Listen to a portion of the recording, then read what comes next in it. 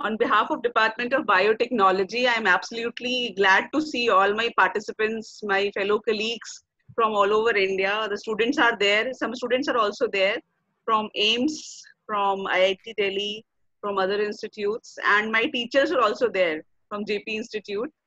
So it's an extreme pleasure for all of us to get such a good response. Thank you all for joining this webinar. And I welcome our esteemed speaker, Dr. Tulika Bharadwaj, who was also previously a faculty in NIT college near us, and right now she is in Finland from last 1.5 years. So welcome, Tulika. Hi, hello.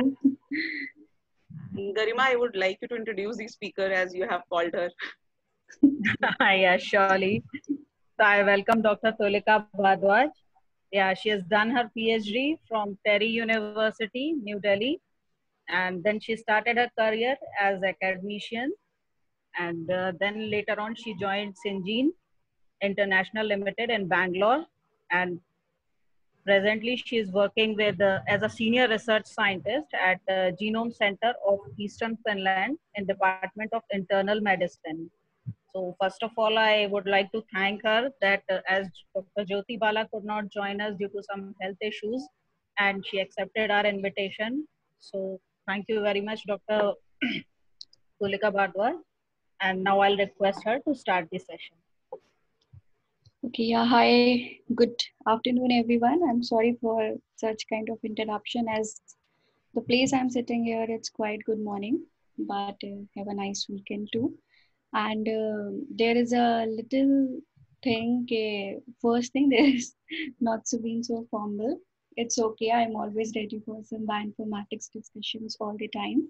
And thanks for all the lovely introduction. Yes, I'm working as a senior research scientist at the University of Eastern Finland, where Genome Center of Eastern Finland is a small part, where we are right now we are working on the type 2 diabetes patients, in which we have some around some basic study of the Copenhagen people and some Finland people too.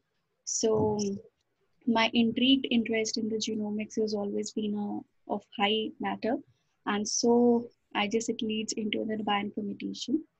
First thing, it's been on webinar vision organized by the Rapture Biotech. So this is a kind of the brief introduction, although I always works within a freelancing with the Rapture Biotechnology. So I have a brief idea about its company, and they are basically deal with some biotech skill development companies, and they provide training, and they are always been associated with the international lab facilities and these famous collaborators, and they have their head offices in the Noida, Mohali, and Agra too. Just a little bit. Am I audible to you all? Yeah, your voice is clear. Yes. Okay, fine. Okay, thank you. Then these are kind of the slides, which has always been a question: what is the vision and mission? Although all the academicians are quite normal to all these concerns if they are gone through the MBA, and these are kind of these services which have been provided by the Rapture Biotech. And I can share the slides if you go through all those things, what are the services they had been providing for the biotechnology and the bioinformatics students. So the first question that comes in our mind about this topic of discussion today, that what is precision medicine, what is personalized diagnostics, why it is being introduced, how it came in the market. Do you ever realize in your life, people are saying, hey, you have your hairs like your mother. Hey, you have your eyes like your father. Why you are too small? Why you are too short? Why you are too long?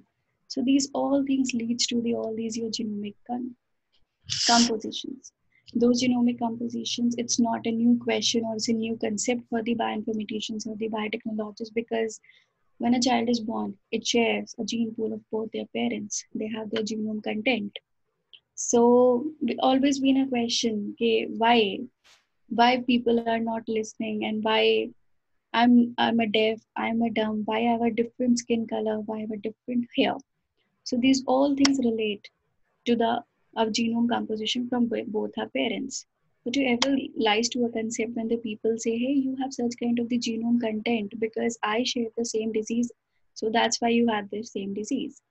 But if we share the disease content, there's always been a question, will this medicine work or not?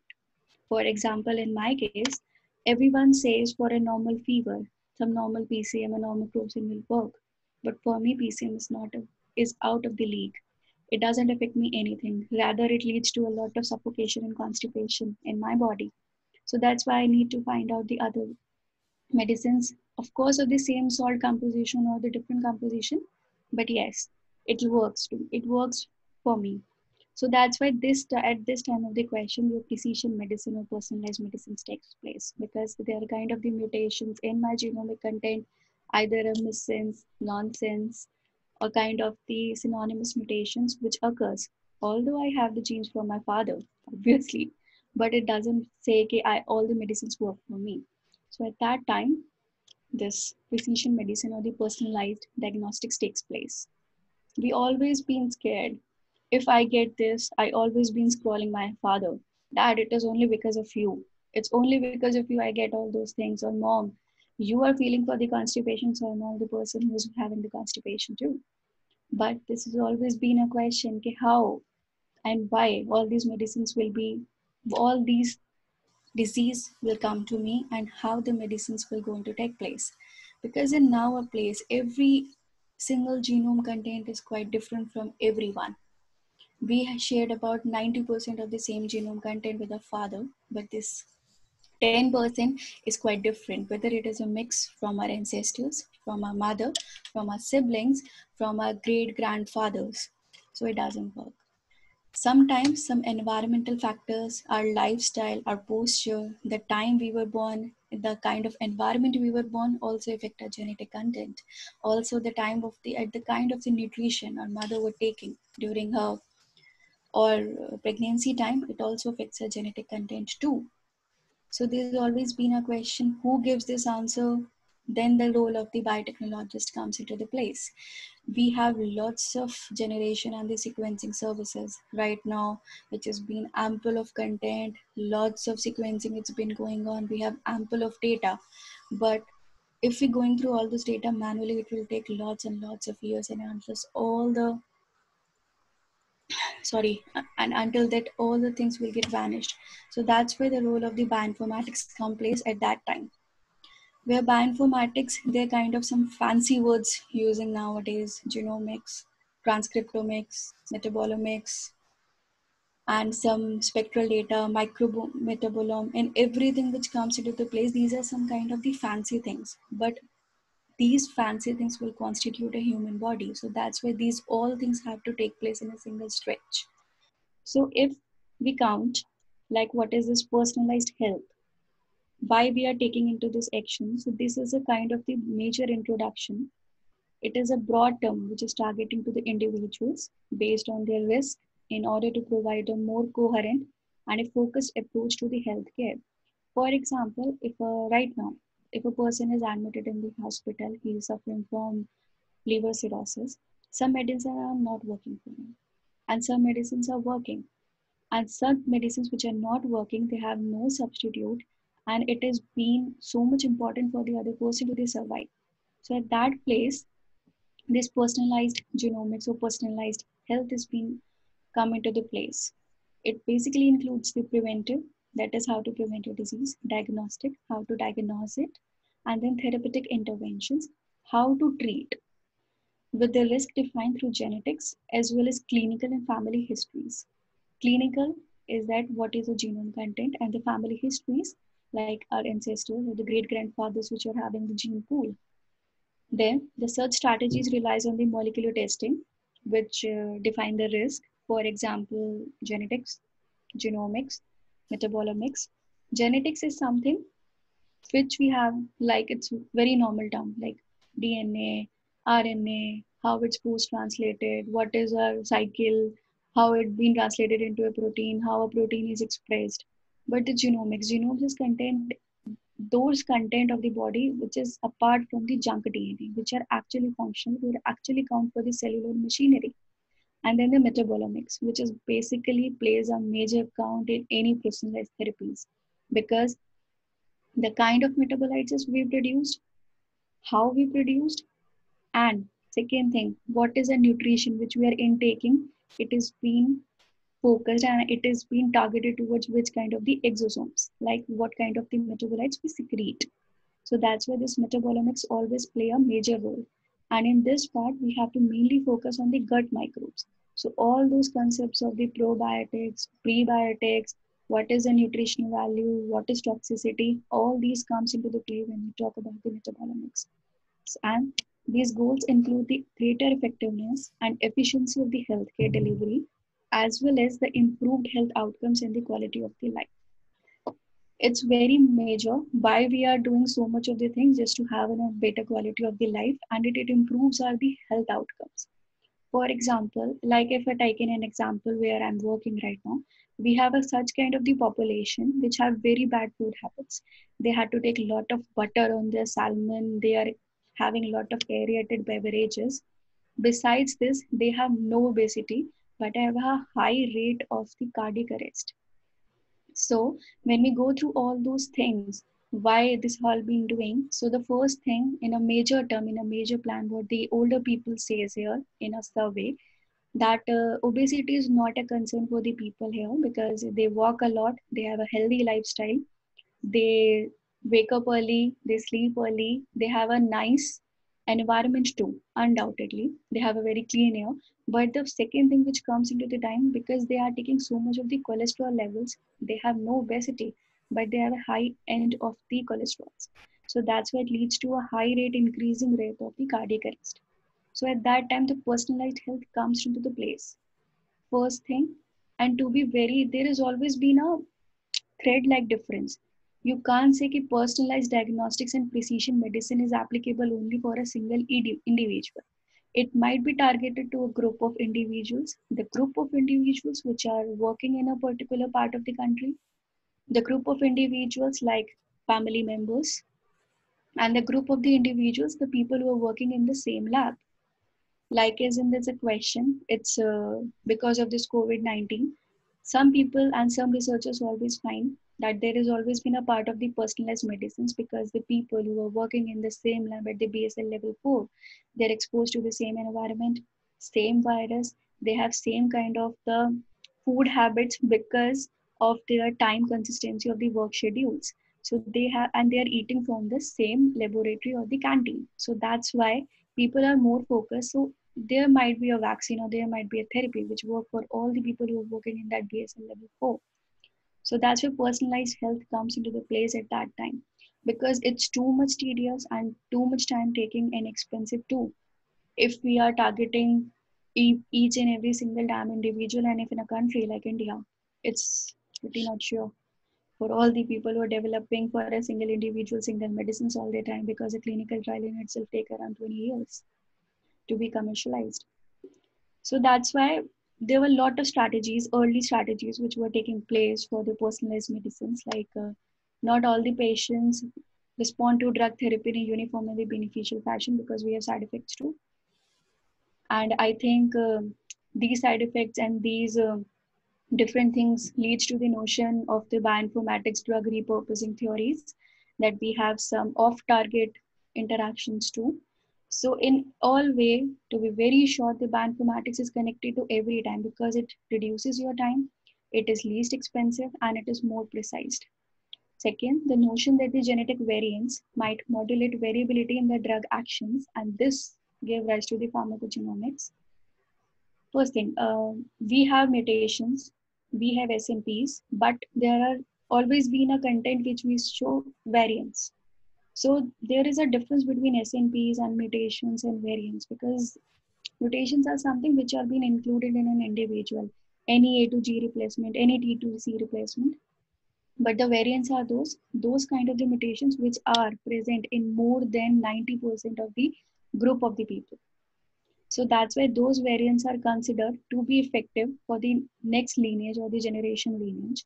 So that's why we mainly focus on the genetic variants in a kind of the series of the exome sequences.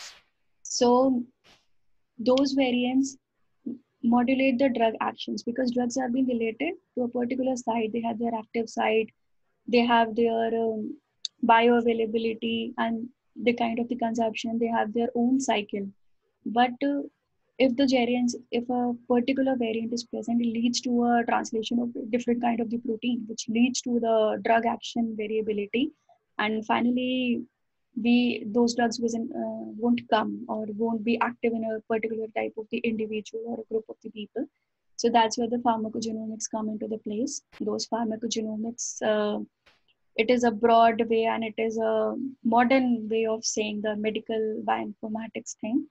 Here in pharmacogenomics, we just basically focus on identification of the kind of the drug actions in a kind of the variants. So it is a kind of bridge between the bioinformatics and genomic strategies.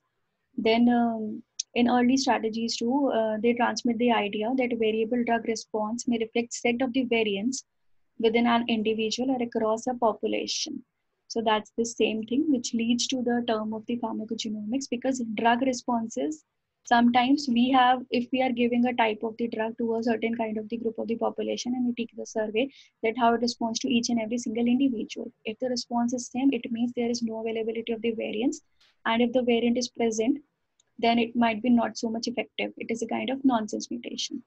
But if there is a response which reflects different kind of responses, some is having allergy, some is having constipation, it means we have such kind of the variability. So we intrigued into the drug responses. So the basic thing which comes into the play for early strategies for to identify all these responses with the use of the bioinformatics is identifying genetic contributors to variable drug action, in which are exome sequencing, NGS data analysis, and finally this molecular modeling comes into the place. Then second is variable drug actions in single gene variants. This is a part, if any bioinformatician is been setting, they must be know. Here we usually do the drug repositioning or the repurposing. So variable drug action should be counted on a single kind of the genetic variant. So it might be treated with a kind of any kind of the FDA approved drug, which is also always been present, and it leads to the very inexpensive and less time taking strategies. So there were kind of the approaches in which the bioinformatics is included. First thing, bioinformatics can't work alone. It always been work with a wet lab technologist. You provide us the data. We as a bioinformaticians, we actually play with the data, how to deal with the data, how to make the meaningful responses and the meaningful communications from those data. So biased, and we have some biased and unbiased approaches. Biased means we are so much greedy. Okay, we just perform this thing and I know this kind of the results will come. But the unbiased approaches will come into the play when we are talking about a large number of the population. Like if I am the person and I am taking the people of the Greater Noida people, and they have a different kind of genetic makeup. For example, the local people, the immigrants, the migrants, and second thing, the people who are born there. So they have a different environment. So at that time, we are taking the unbiased approaches. Unbiased means we are taking either by hook or by crook. I apply every bioinformatics approach to get a meaningful result. So when the biased approaches are being taken, where the normal bioinformatician work, we just identify the candidate gene. Candidate genes are the top regulated or the top differentially associated gene in a particular genome sequence.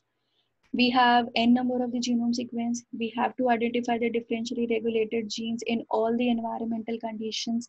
And then we identify these are the candidate genes which are always been differentially expressed, and they have their own cycle when these genes have been targeted by the drugs.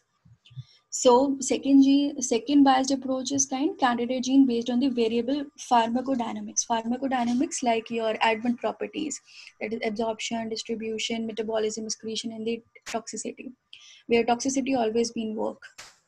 Third thing, candidate pathway analysis. Pathway analysis, how those candidate genes are related into a system.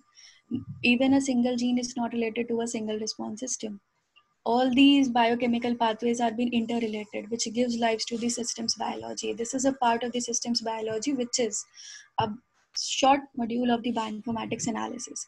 This is a part of the downstream omics analysis. Downstream omics analysis is something when we get the sequences and when we perform some analysis. Any kind of the bioinformatics analysis is kind of the downstream omics analysis because we have omics data. Then unbiased approaches where new new person to the bioinformatics can initiate this, how this personalized medicine will work. For example, you're working in a wet lab and you have a lot of exome sequences and you want to initiate your career in the bioinformatics. So that is, you can apply the unbiased approaches. First, GWAS, genome-wide association studies. Genome-wide association, yeah, sure. Sorry to disturb you. Is it possible to share the screen? Is it not available? No, actually the PPT is not being shared. The screen share. The participants are asking if it is possible, then please share. Yeah, I have shared it. I think it's not been eligible. Is that okay? Yeah, now we can see. There might be some interruption. Actually, Garima, some pop-ups are coming from your side, so might be because of all those things. It's okay. Now it is fine. Thank you. It's okay. Okay. Exit. Yeah.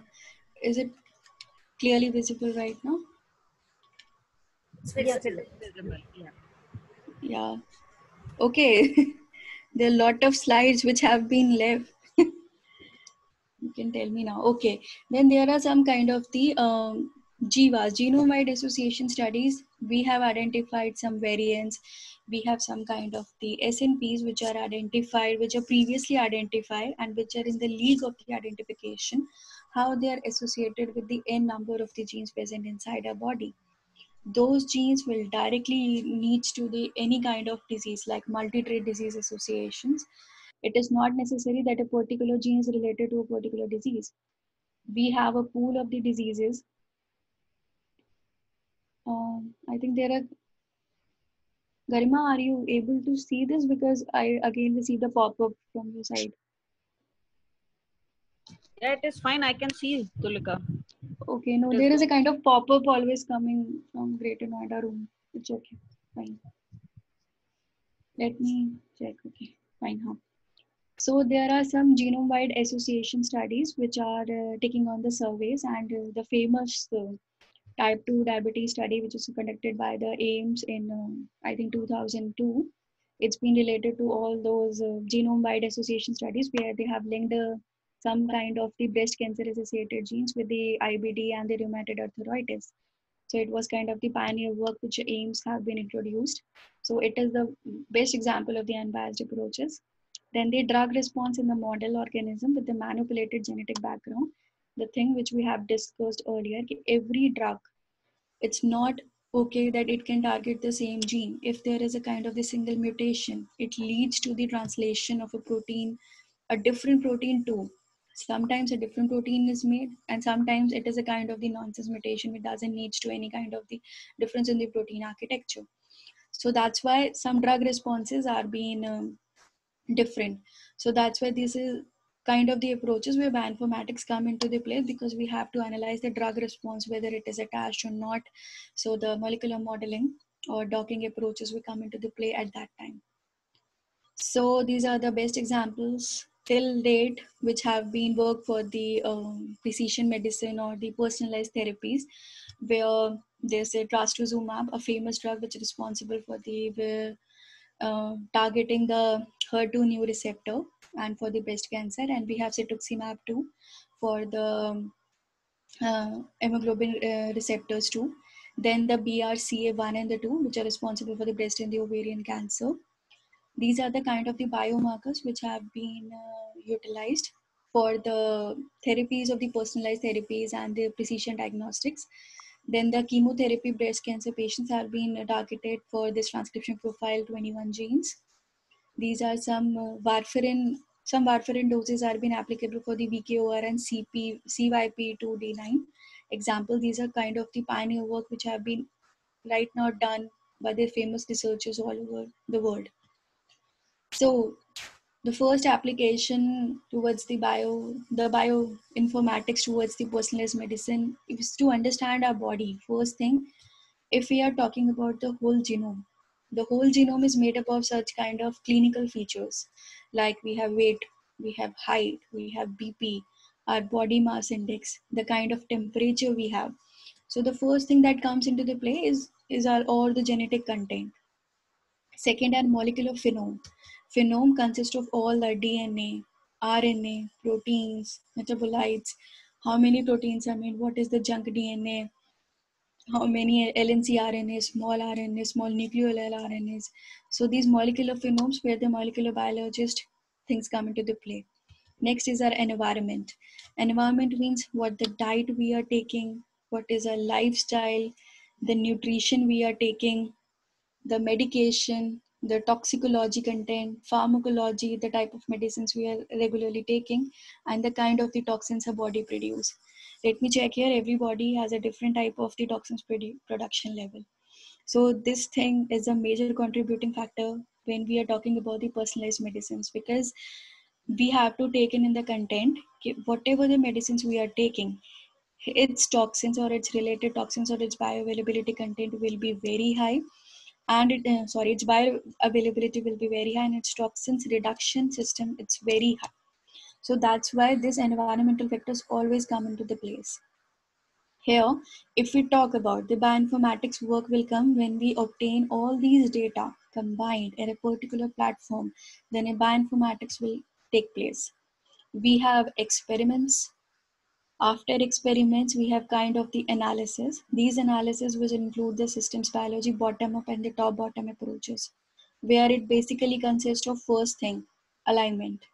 We have to identify the closest related member of any kind of the sequence we produce. So we perform the comparative genomics here, where we compare the two genome sequences with each other, identify the similarity, dissimilarity, and the novel content which we have been seeking for in every individual, and which leads to the formation of a personalized therapies. So the first thing which we are talking is the analysis, and the second thing which you're talking is the trimming. Trimming is a simple word. We reduce the redundant data which is of no use, which is a junk part. So that's why it is not possible to perform all such analysis in a single way or a manually. So that's why the trimming thing takes place. We remove all the unwanted data and then start analysis, doing analysis with the informative data, with the data which is containing lots of information, which is quite de novo for us. So that's why the other thing which comes into the place is that we combine all these data in a bioinformatics software or in a kind of the pipeline, store all those things and start sharing it with the other people, so that we can analyze with the different minds that what this data is giving us. These all kind of the therapies works on a simple principle of the systems biology. For example, there are the 4 and 5 group of the people. Every individual interact with the other individual in a different way, in a different manner. We have different kind of the connections. So these kind of the connections comparatively and collectively make the systems. So this is a kind of our body work. We have n number of the genes. Those n number of the genes are interacting with each other in a n different ways, with a different node, with a different degree, with a different strength, and with a different connection. So that's why when we get all those genomic data, we combine all these data at a single place, start sharing it with the different kind of the people and how they respond. We analyze a number of the analysis, like we perform some clustering analysis, use some network based pathway, use some comparative genomics, and then we identify the things which are of use. Like if I'm the person who's responsible for identifying the genetic variants, so I can identify all those genetic variants by implementing the bioinformatics tools and the pipelines, and then we pass on this data to the metabolomic specialist. He need to show the connections, how this metabolome data is connected to our genetic variants. Either they are connected or they are not connected. So this is the basic line where the bioinformatics takes place and their bioinformatics comes into the play.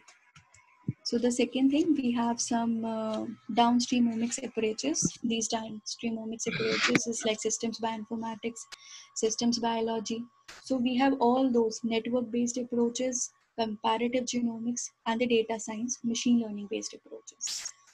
As an experience or as a something, because I'm just dealing with this all kind of data for the past 7 or 8 years. The first thing which has been introduced is the machine learning-based approaches, which is of high end till date. because we are dealing with the redundant data. You can't predict on the biological data that this data will lead into this kind of result only. No, you're always being assertive. You have to lay a hypothesis. Either results in this, either results in this, or it will leads to zero result, where the identification of the zero result is of higher possibility every time. Because when I'm working on exome data, we are working on the normal human exome data, and it's too tough to predict what kind of the person it is, what kind of the genetic component it is, because a person can travel n number of the places, they are living at n number of the places, they are being, everybody needs to adapt. Kind of the pressure, the selective pressure and the horizontal gene transfer, we adapt to the environment. So it leads to some kind of the mutations into a genetic compositions too. So that's why the machine learning principles come into the place, which are the core of the bioinformatics approaches.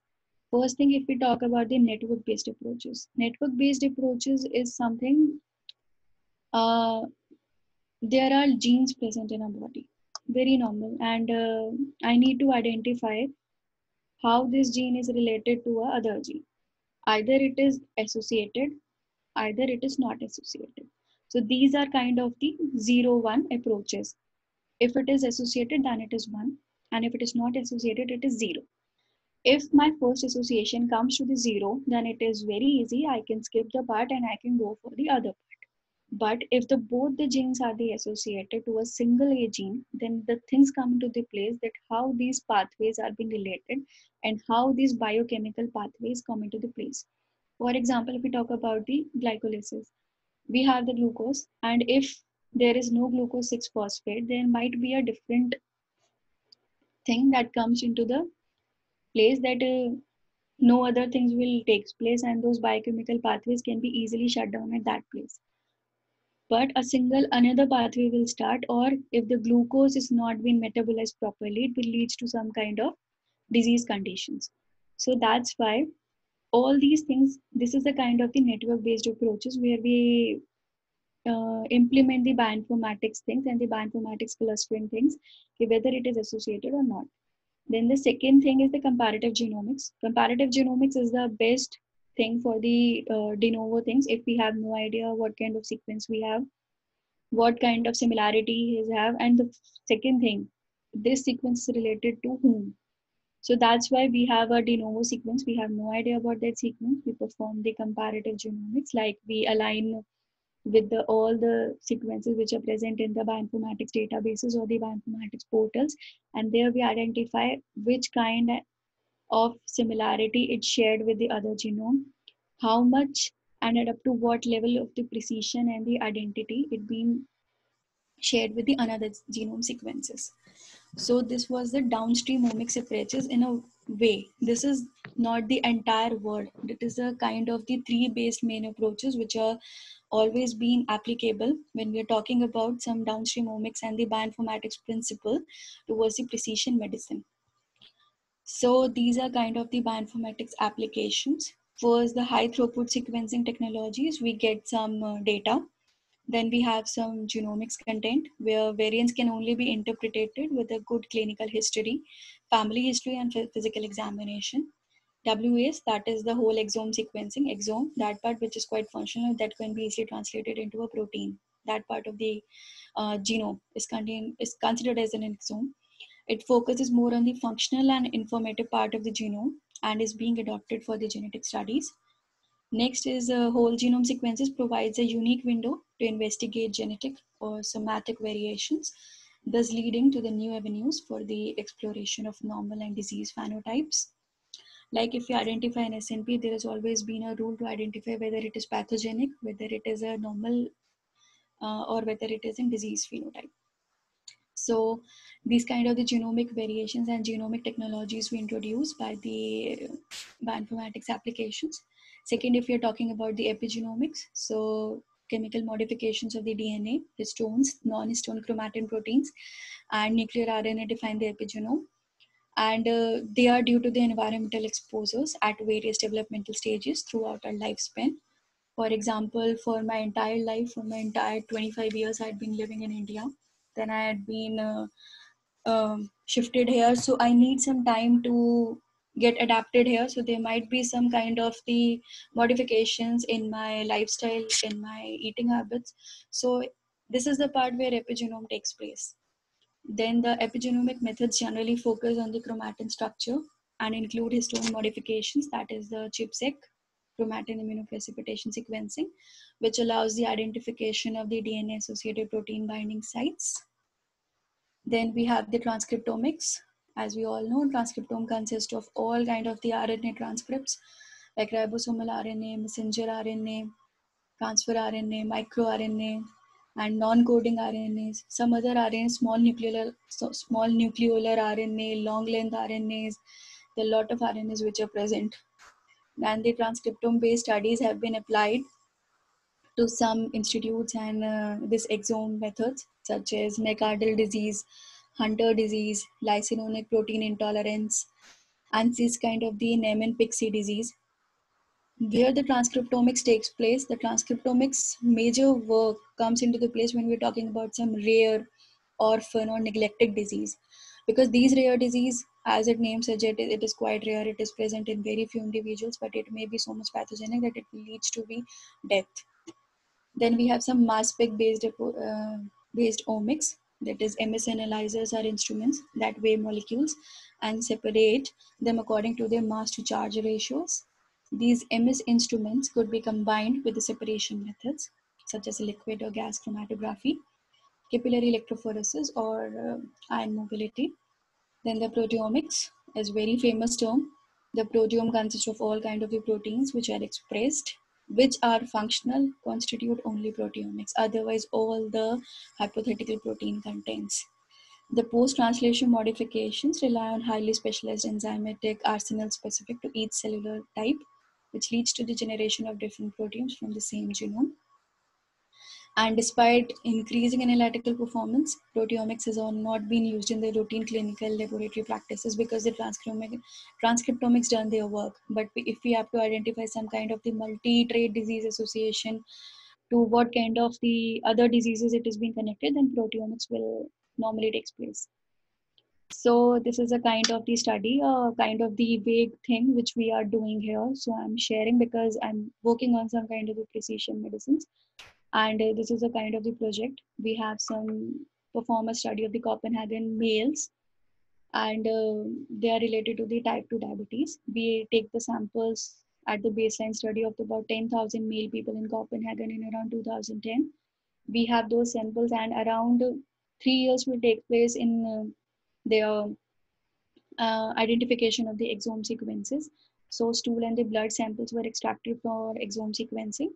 Then our collaborators will assist in performing this hypo-3 sequencing and for the identification of all the metabolomics, transcriptomics, and the genomics data.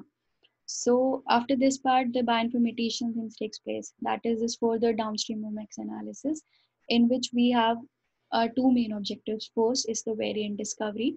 Second, to how many more diseases it been connected, which leads to a notion that in future, these kind of the people get affected by such kind of the diseases so that we can be ready in advance to treat such diseases and save a population. So first thing, we have such kind of the genetic variants. So if we have many things, the first thing which comes into the place is the grouping of the same kind of the variants. So in bioinformatics, those grouping takes place like as a clustering. We make such kind of the clusters that these kind of the variants present in this group, this kind of variants in this group. So we have some kind of the differentially expressed main 4 clusters, which leads to a kind of the disease. Then the genetic variants which are present after all those clusters. So these disease associations will carried out by performing some functional and pathway annotation analysis by using the normal bioinformatics software like BLAST2Go or using the cytoscape terminals and the pathway annotation with the famous Kyoto Encyclopedia of Genes and Genomes. And the third thing, when we identify some kind of the disease associations, then the final thing, differential gene expression analysis, how all those genes are expressed in different kind of the tissues and the different conditions. So if a particular variant or if a particular association is being targeted or differentially expressed in all the conditions, then we conclude that such kind of the analysis is responsible of such kind of disease either today or in present. So this is a kind of the personalized diagnostics and personalized medicine therapies kind of process for a major of a group of the people living in Copenhagen. So, but apart from that, as its pros and cons, we have some limitations of omics analysis too. Technical limitations. We need high-end clusters to perform, so that's where that time we need some collaborators from UCLA, San Francisco, to perform such kind of the analysis, because we don't have such kind of the funds, and we need high computing facilities. So obviously there are some kind of technical limitations, means experimental and analytical noise. That is a kind of the plus minus error we always take. Analytical accuracy, clinical relevance. We need high experts to perform such kind of things, and calibrated instruments, which are quite expensive, but they need to be taken. And for the bioinformatics analysis, we need the high-end computed clusters so that accuracy speed is high, and their specificity and sensitivity and accuracy all comes in a single stretch.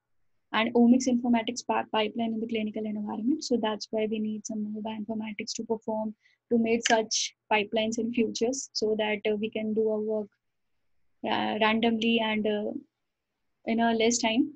Then the NGS informatics pipeline. We have, although there are a lot of NGS informatics pipeline which are present in the market, lot of companies are working that we have the best informatics pipeline, but let me show you, not every pipeline works with every kind of the genome sequence. Every kind of new genome sequence have their own fashion, have their own genome content, and they will definitely create some kind of nuisance in our life. So that's why we need a different kind of pipeline with every new sequence, and the foremost biological variation. And these biological variations are always being related to every single damn individual which is on earth and which is about to come on this earth. So that's why we as a bioinformatics have to deal with all these limitations and predict and hypothesize what kind of the drugs and what kind of the therapies will be applicable. So I think that's all from my side. Any questions? That was a nice discussion, Tulika. And yeah, people are having a lot of questions. So Yeah, sure. yeah, we'll unmute them. Roma ma'am.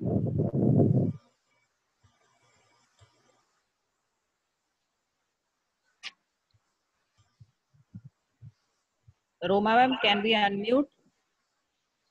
Yes, we can. I think she's not there.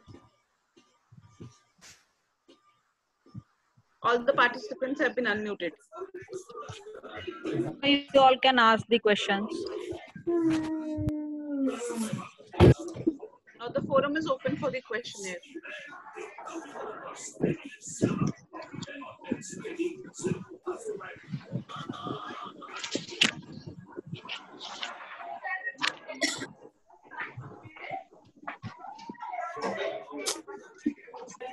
Tulika, you can stop sharing your screen so that Okay. participants. Fine. Dr. Amit, you were having some questions.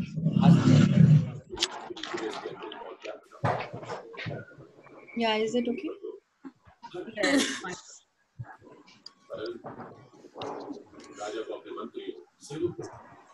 I think they are not there.